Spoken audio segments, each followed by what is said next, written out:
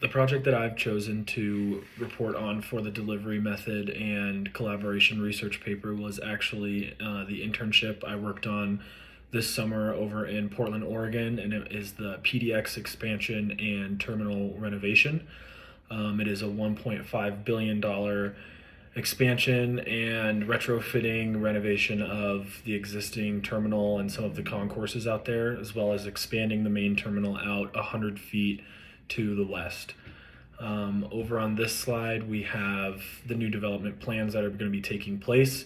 As you can see in the north and south sectors of the airport, we have Concourse D and Concourse B bypasses, which are going to take the passengers in the still operating airport around through so that they can make their flights while construction is happening on the new main terminal.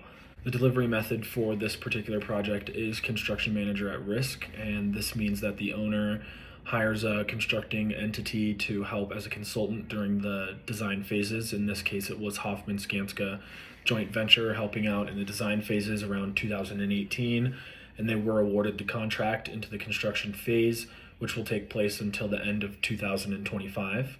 The owner in this instance is the Port of Portland. The design engineer for this project is KPFF Engineers. The design consultants are the architects that worked on the project, and that's ZGF Architects. And the contracting company who is handling all of the construction work is the Hoffman Skanska joint venture operation. In my synthesis of the collaboration that I experienced on the project while I was there this summer, one of the things that I noticed was how clear and prevalent the transparency throughout the project was. It was extremely clear to me from when I onboarded that everyone had good relationships with one another, and the overall overarching theme of the project taking place was that collaboration was front and center, and everyone's input and everyone's skills are needed to complete the project on time, on budget, within the resources that we were allotted. Another thing that I observed while I was there was the commitment to lean practices from the top down.